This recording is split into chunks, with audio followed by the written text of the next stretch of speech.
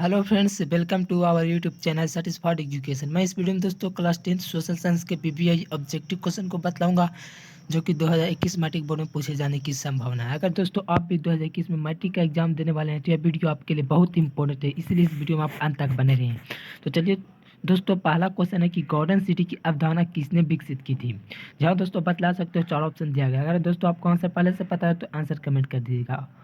ठीक है, तो गॉर्डन सिटी की अवधारणा किसने विकसित की थी दोस्तों? तो एवेनेजर हार्वर्ड ने किया था। ठीक है, ऑप्शन नंबर ये दोस्तों फाइनल हमारा सही आंसर है।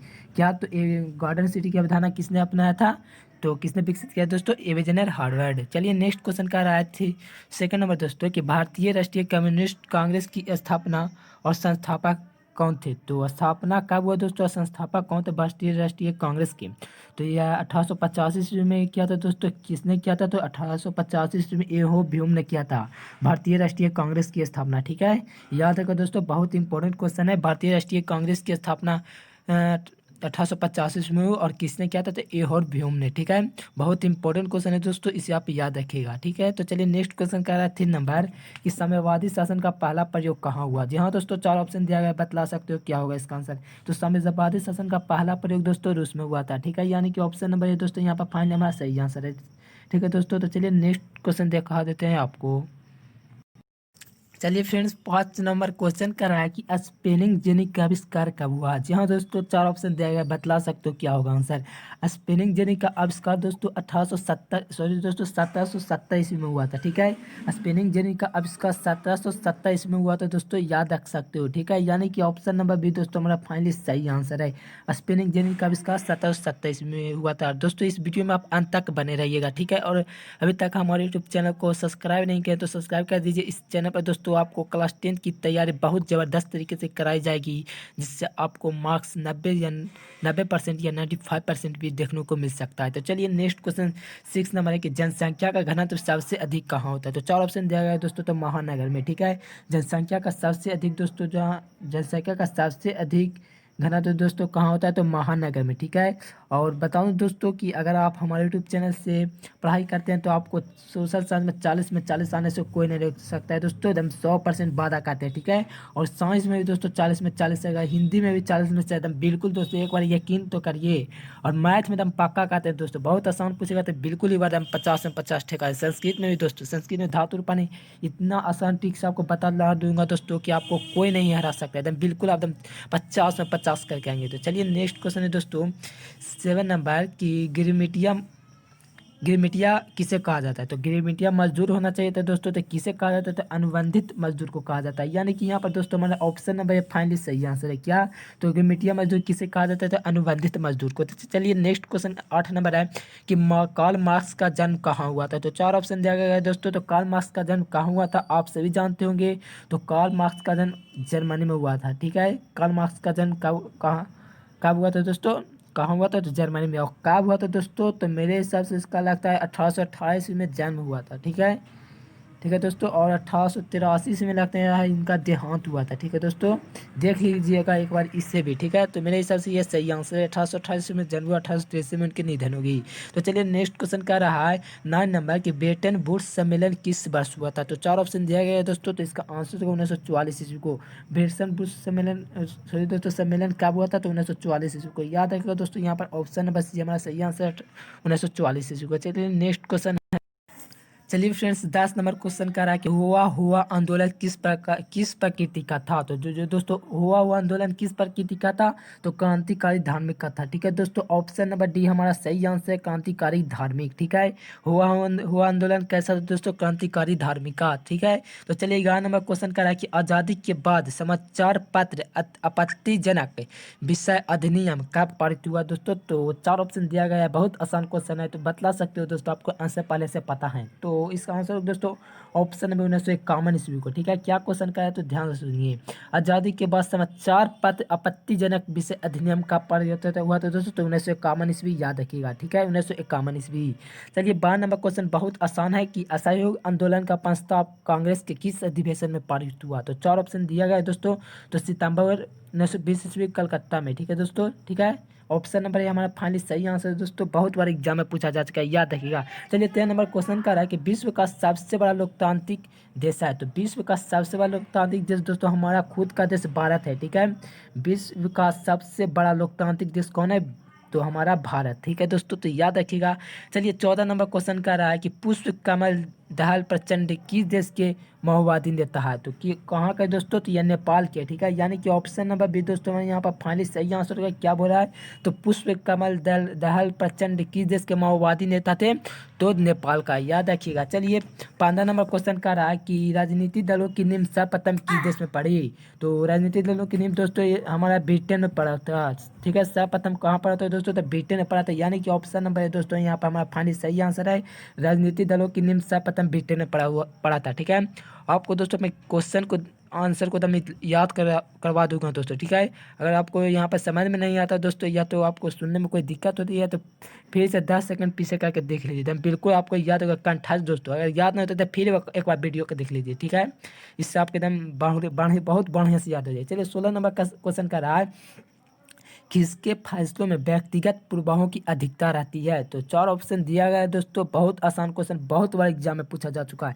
तो गैर लोकतांत्रिक दोस्तों, यानी कि ऑप्शन नंबर डी हमारा फाइनली सही आंसर है, गैर लोकतांत्रिक। ठीक है, गैर लोकतांत्रिक में व्यक्तिगत प्रभावों की अधिकता रहती है। चलिए 7 नंबर क्वेश्चन का रहा है कि इनमें किस संस्था में महिलाओं का 50% आरक्षण प्रदान किया गया है? तो कौन सी ऐसा संस्था दोस्तों जिसमें महिलाओं को 50% का आरक्षण प्रदान कर दिया गया है? तो ये हमारा ऑप्शन नंबर बी हो जाएगा, स्थानीय पंचायती राज संस्था। ठीक है दोस्तों, ऑप्शन नंबर बी हमारा सही आंसर है। ठीक है, तो चलिए नेक्स्ट क्वेश्चन 18 नंबर का रहा है कि सत्ता की साझेदारी की अधिकाधिक आवश्यकता कहाँ पड़ती है? तो सत्ता की साझेदारी की सबसे आवश्यकता, एकदम बहुत आवश्यकता पड़ता है दोस्तों, वो ऑप्शन नंबर डी में। ठीक है, जाति भाषा क्षेत्र संप्रदाय के आधार पर बांटे हुए समाज में। ठीक है दोस्तों, तो यानी कि ऑप्शन नंबर डी दोस्तों हमारा फाइनली सही आंसर है। तो चलिए 19 नंबर क्वेश्चन का रहा है कि बिहार में कितनी आबादी पर पंचायत समिति के एक सदस्य को चुना जाने की प्रावधान है? तो 4 ऑप्शन दिया है दोस्तों, बहुत आसान क्वेश्चन है। तो यह 5000 पर चुना जाता है दोस्तों, याद रखिएगा। हमारे बिहार में जो पंचायती राज समिति का एक सदस्य चुना जाता है दोस्तों, वो 5000 आबादी पर चुना जाता है। ठीक है, 5000 वोट पर कह सकते हैं। ठीक है, तो चलिए नेक्स्ट क्वेश्चन क्या रहा है। चलिए फ्रेंड्स 20 नंबर क्वेश्चन का रहा है कि किस सरकार में चुनाव नियमित रूप से होते हैं? तो किस सरकार दोस्तों, किस सरकार में चुनाव नियमित रूप से होते हैं? तो लोकतंत्र में हो जाएगा दोस्तों। ठीक है, यानी कि ऑप्शन नंबर है हमारा फाइनली सही आंसर है, लोकतंत्र में। ठीक है, किस सरकार में चुनाव नियमित रूप से होते हैं? तो लोकतंत्र में, यानी कि ऑप्शन नंबर है दोस्तों हमारा फाइनली सही आंसर है। तो चलिए नेक्स्ट वन क्वेश्चन 21 नंबर है कि ग्राम पंचायत का सचिव कौन होता है? तो ग्राम पंचायत का सचिव दोस्तों पंचायत सचिव होता है। ठीक है, यानी कि ऑप्शन नंबर सी दोस्तों हमारा फाइनली सही आंसर है, पंचायत सचिव। ठीक है, तो चलिए नेक्स्ट वन क्वेश्चन 22 नंबर का रहा है कि निम्नलिखित में से किसे लोकतंत्र का प्राण माना जाता है? तो कौन है दोस्तों लोकतंत्र का प्राण माना जाता है? बहुत ही इंपॉर्टेंट क्वेश्चन, बहुत बार एग्जाम में पूछा जा चुका है। तो यह राजनीतिक दल है दोस्तों जो लोकतंत्र के प्राण माना जाता है। ठीक है, राजनीतिक दल को ही लोकतंत्र का प्राण माना जाता है। राजनीतिक दल नहीं होता दोस्तों तो लोकतंत्र की कामना भी नहीं की जाती। अब सोच भी नहीं सकते थे कि लोकतंत्र होगा। जब राजनीतिक दल होगी तभी लोकतंत्र जीवित रहेगा। ठीक है, लोकतंत्र का प्राण है राजनीतिक दल। चलिए 23 नंबर क्वेश्चन का रहा है कि बिहार में कितने प्रतिशत क्षेत्र में खेती की जाती है? तो 4 ऑप्शन दिया गया है दोस्तों। तो बिहार में 60%। ठीक है दोस्तों, 60% क्षेत्र में खेती की जाती है, यानी कि ऑप्शन नंबर बी दोस्तों हमारा फाइनली सही आंसर है, 60%। याद रखिएगा 60% दोस्तों। ठीक है, तो चलिए नेक्स्ट वन क्वेश्चन का रहा है कि 24 नंबर कि बिहार में खनिज तेल मिलने की संभावना है? तो गंगा के द्रोणी में दोस्तों, यानी कि ऑप्शन नंबर सी हमारा सही आंसर है। बिहार में खनिज तेल मिलने की संभावना गंगा के द्रोणी में, यानी कि ऑप्शन नंबर सी दोस्तों हमारा फाइनली सही आंसर है। तो चलिए 25 नंबर क्वेश्चन का रहा है कि बिहार की पहली रेल लाइन कौन थी? तो बिहार के दोस्तों पहली rail line east India rail मार्ग थी। ठीक है दोस्तों, यानी कि ऑप्शन नंबर बी हमारा फाइनली सही आंसर है। तो ठीक है दोस्तों, तो चलिए नेक्स्ट वन क्वेश्चन का रहा है 26 नंबर 2001 जनगणना के अनुसार बिहार की नगरीय आबादी थी। तो 2001 जनगणना के अनुसार दोस्तों 10.5% था। ठीक है, और सारी जनसंख्या कितना था दोस्तों? तो बतला सकते हो, तो बताइएगा दोस्तों कमेंट करके कि सारी जनसंख्या में कितनी थी। ठीक है, तो हमें बता देते हैं दोस्तों, लगता है 89.5 था। ठीक है, इतना ही था दोस्तों। देखिए जोड़ करके 100 आ जाते तो बिल्कुल ये सही है। ठीक है, तो मेरे हिसाब से 89.5 होता है शहरों में, ठीक है। तो चलिए नेक्स्ट वन क्वेश्चन 27 नंबर का आ रहा है कि सौर ऊर्जा निम्नलिखित में से कौन सा संसाधन है। तो सौर ऊर्जा कौन सा दोस्तों संसाधन है, पुनः पूर्ति युक्त संसाधन, यानी कि ऑप्शन नंबर बी दोस्तों हमारा फाइनली सही आंसर है। तो चलिए 28 नंबर क्वेश्चन का आ रहा है कि पंजाब में भूमि निम्नीकरण का मुख्य कारण क्या था। तो पंजाब में भूमि निम्नीकरण का दोस्तों जो बहुत बड़ा कारण था वो अधिक सिंचाई था, ठीक है, यानी कि ऑप्शन नंबर डी दोस्तों हमारा फाइनली सही आंसर है। तो चलिए नेक्स्ट क्वेश्चन 29 नंबर का आ रहा है। चलिए दोस्तों 29 नंबर क्वेश्चन हमसे नहीं हो पाया, मैं उसका आंसर जानता हूँ, लेकिन मैं उसका आंसर नेक्स्ट वीडियो में बता दूंगा दोस्तों। क्वेश्चन भी नहीं याद है क्या क्वेश्चन था, ठीक है। तो चलिए 30 नंबर की ओर बढ़ते हैं। तो 30 नंबर क्वेश्चन कह रहा है कि बिहार में कितने प्रतिशत भौगोलिक क्षेत्र में बांध का फैलाव है। जहाँ दोस्तों तो 5% क्षेत्र में, ठीक है दोस्तों, यानी कि ऑप्शन नंबर डी हमारा फाइनली सही आंसर है। तो चलिए 31 नंबर क्वेश्चन कह रहा है कि सीमेंट उद्योग का सबसे प्रमुख कच्चा माल क्या है। तो सीमेंट उद्योग का दोस्तों जो सबसे प्रमुख कच्चा माल हुआ चूना पत्थर है, ठीक है, यानी कि ऑप्शन नंबर डी दोस्तों हमारा फाइनली सही आंसर है, ठीक है। तो 32 नंबर क्वेश्चन का रहा है कि बिहार के किस स्थान पर पहला परमाणु ऊर्जा स्टेशन स्थापित किया गया था। तो तारापुर में किया गया था दोस्तों, रख सकते हो याद, उन्हें 13 ईस्वी, ठीक है दोस्तों, तारापुर में, ठीक है। भारत के किस स्थान पर पहला परमाणु ऊर्जा स्टेशन स्थापित किया गया था। तो तारापुर, ठीक है, तो याद रखिएगा भारत के, ठीक है दोस्तों, भारत के। चलिए 33 नंबर क्वेश्चन कह रहा है कि भोपाल त्रासदी में किस गैस का रिसाव हुआ था। बहुत इंपॉर्टेंट क्वेश्चन दोस्तों, बहुत इंपॉर्टेंट, मिथाइल आइसोसाइनेट का हुआ था, यानी कि ऑप्शन नंबर सी दोस्तों सही आंसर है। चलिए 34 नंबर क्वेश्चन कर रहा है कि नागपुर सड़क योजना के अंतर्गत सड़कों को कितने भागों में बांटा गया है। तो 6 भागों में बांटा गया है दोस्तों, याद रखिएगा 6 भागों में, ठीक है। तो चलिए नेक्स्ट वन क्वेश्चन 35 नंबर का है कि किस क्षेत्र को द्वितीयक क्षेत्र कहा जाता है। तो यहाँ पर ध्यान से सुनिएगा दोस्तों, फ्रेंड्स ध्यान से सुनिएगा क्या कह रहा हूँ मैं, किस क्षेत्र को द्वितीयक क्षेत्र कहा जाता है। तो द्वितीयक मतलब होता है दोस्तों क्या, तो उद्योग होता है, ठीक है, उद्योग होता है द्वितीय क्षेत्र। और प्रथम क्षेत्र पूछे दोस्तों, अगर प्रथम पूछ दे तो आप क्या करेंगे, आप घबराइएगा नहीं, घबराइएगा नहीं, ठीक है। तो प्रथम पूछे तो कृषि को टिक करना है, और द्वितीय पूछे तो सेवा को करना है, ठीक है दोस्तों, सेवा को, ठीक है, सेवा क्षेत्र को टिक करना है, अगर तृतीय पूछे तो, ठीक है दोस्तों। मेरी बातों को आपको बिल्कुल समझ में आ गई हो। चलिए 36 नंबर क्वेश्चन का है कि वाई बराबर C+1 का फॉर्मूला बताया। तो किसने बताया दोस्तों, बहुत आसान क्वेश्चन, ये प्रोकेंस ने बताया, बिल्कुल अभी पूछेगा दोस्तों, तो हम 100% वादा के साथ कहते हैं कि यह 2021 मैट्रिक एग्जाम में बिल्कुल पूछेगा, देख लेना दोस्तों।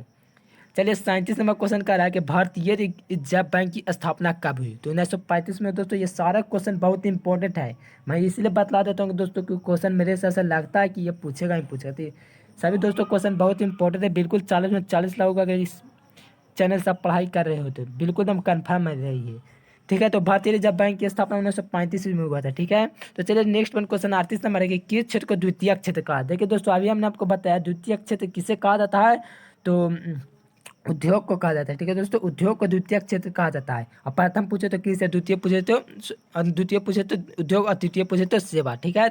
चलिए 39 नंबर क्वेश्चन का है कि मानव पूंजी के प्रमुख घटक नहीं है। तो कौन है दोस्तों मानव पूंजी का प्रमुख घटक नहीं है। तो देखिए भोजन भी है, ये मानव पूंजी का प्रमुख घटक, वस्त्र भी है और शिक्षा भी है। तो कोई नहीं है दोस्तों, यानी कि ऑप्शन नंबर डी हमारा फाइनली सही आंसर है। तो चलिए 40 नंबर क्वेश्चन का रहा है कि राष्ट्रीय उपभोक्ता हेल्पलाइन नंबर क्या है। बहुत आसान क्वेश्चन है दोस्तों, 4 ऑप्शन दिया, बता सकते हो आंसर क्या होगा। तो ऑप्शन नंबर सी हो जाएगा 1800, ठीक है दोस्तों, 1800-11 4000, ठीक है दोस्तों, क्या है, तो मेरा क्या है, तो राष्ट्रीय उपभोक्ता हेल्पलाइन नंबर। तो चलिए 41 नंबर क्वेश्चन कह रहा है कि एटीएम एटीएम का अर्थ होता है। तो एटीएम का अर्थ स्वचालित टेलर मशीन होता है। तो कहाँ है दोस्तों, देखिए तो ऑप्शन नंबर ए ही में है, ठीक है, स्वचालित टेलर मशीन, ठीक है, यानी कि ऑप्शन नंबर दोस्तों हमारा फाइनली सही आंसर है। तो चलिए नेक्स्ट वन क्वेश्चन है, चलिए फ्रेंड्स नेक्स्ट क्वेश्चन का रहा है, नेक्स्ट वन क्वेश्चन 42 नंबर की सूचना प्राप्त करने का माध्यम है। तो सूचना प्राप्त करने का माध्यम दोस्तों कंपनी है, ठीक है, यानी कि ऑप्शन नंबर बी दोस्तों हमारा फाइनली सही आंसर है, सूचना प्राप्त करने का माध्यम कंपनी है। तो चलिए 43 नंबर क्वेश्चन का रहा है कि निम्न में से किसे पिछड़ा राज्य कहा जाता है। तो मेरा बिहार को ही कहा जाता है दोस्तों, बहुत दुख की बात है कि हमारे बिहार राज्य को पिछड़ा राज्य कहा जाता है। तो आप ही लोग दोस्तों हैं जो कि आप लोग भारत की तरक्की को बढ़ा सकते हो, ठीक है। तो आप बहुत मेहनत से पढ़िए ताकि बिहार की तरक्की, सॉरी दोस्तों, बिहार की तरक्की हो सके। हमारा बिहार है जो सबसे पिछड़ा राज्य कहा जाता है, ठीक है। तो ध्यान रखिएगा हमारा बिहार राज्य पिछड़ा राज्य में आता है। क्यों आता है दोस्तों, तो इसका कारण है गरीबी, बाढ़ की समस्या, बहुत ऐसे कारण है दोस्तों। तो चलिए 44 नंबर क्वेश्चन है कि निम्नलिखित में से कौन बहुराष्ट्रीय कंपनी है। तो ये सभी दोस्तों फोर्ड मोटर्स भी और कोको कोला भी और सैमसंग भी, यानी कि ऑप्शन नंबर डी दोस्तों फाइनली सही आंसर। ये इनमें से सभी हैं जो बहुराष्ट्रीय कंपनी है। चलिए 45 नंबर क्वेश्चन कर रहा है कि बिहार की अर्थव्यवस्था में प्राथमिक क्षेत्र का मुख्य अंग है। तो अभी हमने आपको दोस्तों बताया था, प्राथमिक पूछे तो कृषि, ठीक है, द्वितीय पूछे तो उद्योग और तृतीय पूछे तो सेवा। चलिए 46 नंबर क्वेश्चन कर रहा है कि भारत की वित्तीय राजधानी किस शहर को कहा जाता है। तो वित्तीय राजधानी कह रहा है दोस्तों तो मुंबई हो जाएगा, ठीक है, मुंबई हो जाएगा। अगर वित्तीय नहीं पूछता है तो राजधानी पूछता है तो दिल्ली हो जाता है, ठीक है। तो यहाँ वित्तीय पूछा है, वित्तीय पूछेगा दोस्तों तो याद रखिएगा क्या होता है, तो हमारा मुंबई हो जाएगा, ठीक है, मुंबई। तो चलिए नेक्स्ट क्वेश्चन कह रहा है कि 47 नंबर है कि बाढ़ से सबसे अधिक हानि होती है। तो बाढ़ से सबसे अधिक हानि दोस्तों पूरे सभी को होती है, ठीक है, बहुत हानि होता है दोस्तों। चलिए 48 नंबर क्वेश्चन कह रहा है कि बिहार की सबसे बड़ी त्रासदियों में से एक है। तो आप जान ही नहीं सकते हैं दोस्तों कि बाढ़ है जो बिहार की क्या तो तरक्की की बाधा है कह सकते हैं, ठीक है दोस्तों। तो यही दोस्तों जो बिहार के सबसे बड़ी त्रासदियों में से एक है, ठीक है। अगर दोस्तों वीडियो पसंद आए तो वीडियो को एक लाइक कर दीजिए और चैनल को सब्सक्राइब कर दीजिए और दोस्तों में शेयर कर दीजिए, ठीक है। और ठीक है दोस्तों, फिर मिलेंगे नेक्स्ट वीडियो में, तब तक के लिए bye bye. Thanks for watching this video.